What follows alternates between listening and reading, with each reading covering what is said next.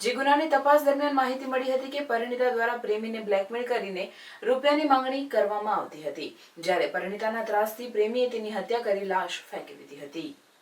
જે ગુનાની તપાસ દરમિયાન માહિતી મળી હતી કે પરિણીતા દ્વારા પ્રેમીને બ્લેકમેલ કરીને રૂપિયાની માંગણી કરવામાં આવતી હતી, જ્યારે પરિણીતાના ત્રાસથી પ્રેમીએ તેની હત્યા કરી લાશ ફેંકી દીધી હતી।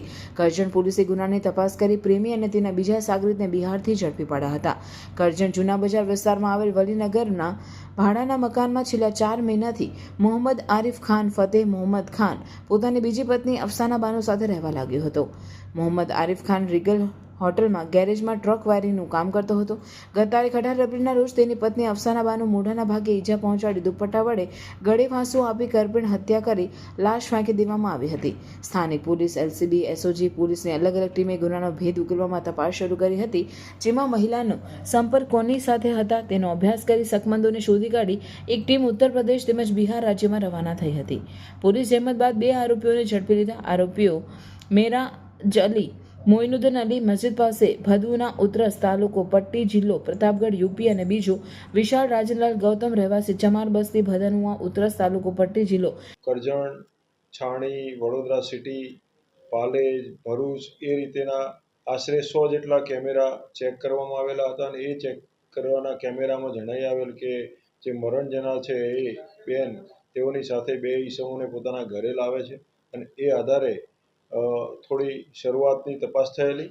તે બાદ તેઓના મોબાઈલની સીડીઆર મંગાવવામાં આવેલી અને સીડીઆરમાં એક વ્યક્તિ સાથે ઘણી બધી વખત વાતચીત થયેલાનું જણાઈ આવેલ અને જે આધારે તેઓનું લોકેશન ટ્રેસ કર્યું અને પછી જણાઈ આવેલ કે જે સાથે વાત થયેલી છે તે શંકાના દાયરામાં આવેલો અને એ આધારે પોલીસે તપાસ કરેલી અને આશરે 5,500 કિલોમીટર જેટલો પ્રવાસ કરી યુપી, બિહાર, વેસ્ટ બેંગાલની બોર્ડર સુધી જઈ અને આ ગુનાના કામે જે અફસાના બાનુ સાથે વધુ વખત વાતચીત કરતા હતા તે મેરાજ અલી મોઇનુદ્દીન અલી નાઓની આ ગુનાના કામે આજરોજ કરજણ પોલીસ દ્વારા ધરપકડ કરવામાં આવેલ છે અને તેઓની સાથે જે તે વખતે જ આવેલા તેઓના વતનના જ ઈસમ વિશાલ સજનલાલ ગૌતમ કે જે બંને સાથે કરજણ આવેલા હતા અને કરજણ મર્ડર કરી અને પછી પાછા જતા રહેલા હતા અને આ જે મેરાજ અલી છે એ પોતે ડ્રાઇવિંગનું કામ કરે છે,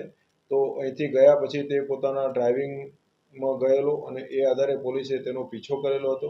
જુદા જુદા સીસીટીવી કેમેરા ચેક કર્યા, ઘણા બધા ટોલટેક્સનો સંપર્ક કર્યો અને એ આધારે તેની બિહારથી ધરપકડ કરવામાં આવેલી છે અને હાલ આજરોજ બિહારથી પકડી લાવી આજરોજ એની ધરપકડ કરી અને આગળની તપાસ કરજણ પોલીસ ઇન્સ્પેક્ટર દ્વારા ચાલુમાં છે। સ્થાનિક પોલીસ સાથે કઈ એજન્સી જોડાઈ? આમાં અમારા પીએસઆઈ મદાત, એલસીબીની ટીમ અને સ્થાનિક પોલીસના માણસો સાથે આ બધી જગ્યાએ તપાસ કરેલી હતી અને એ આધારે ધરપકડ। પ્રતાપગઢ યુપીની પૂછપરછ દરમિયાન એવી વિગતો જાણવા મળી હતી કે મરણ જનાર અફસાના બાનુને આરોપી મેરાજ અલી સાથે 2 વર્ષથી પ્રેમ સંબંધ હતો, જે બાબતના પુરાવા મરણ જનાર પાસે હોવાથી તે મેરાજ અલીને બ્લેકમેલ કરી પૈસાની માંગણી કરતી હતી, જેનાથી કંટાળીને મેરાજ અલીએ મહિલાની હત્યા કરી હતી। બંને આરોપીઓ ઉત્તર પ્રદેશથી કરજણ આવ્યા હતા।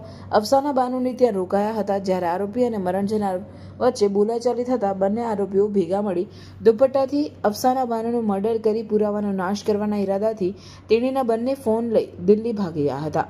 પોલીસે બંને આરોપીઓ પાસેથી 4 મોબાઈલ કબજે કરી આગળની તપાસ હાથ ધરી છે। વિગત હાલ પૂછપરછમાં એવી જણાઈ આવેલ છે કે છેલ્લા 2 થી 2.5 વર્ષથી મેરાજ અલી છે એ આ મરણ જનારના સંપર્કમાં હતો અને સંપર્ક ચાલુ હતા। એ દરમિયાન અવારનવાર વાતચીત થતી હતી, અવારનવાર પૈસાની લેતી દેતી, મીન્સ મેરાજ અલી અફસાના બાનુ સાથે રિલેશનમાં હતો અને અફસાના બાનુ એને વારંવાર ફોન કરવા માટે આખો દિવસ એને ફોન કરતી હતી। એ અનુસંધાને મેરાજ અલી આનાથી ત્રાસી ગયો એવું પ્રાથમિક દ્રષ્ટિએ જણાઈ આવેલ છે અને એ આધારે એને એકદમ આવેશમાં આવીને આ પગલું ભરેલું છે એવું જણાઈ આવે છે। 18 તારીખે ગુનો બનેલ છે અને પોલીસ સતત એના પાછળ હતી અને આજરોજ એ ગુનાના કામે અટક કરવામાં આવેલ છે।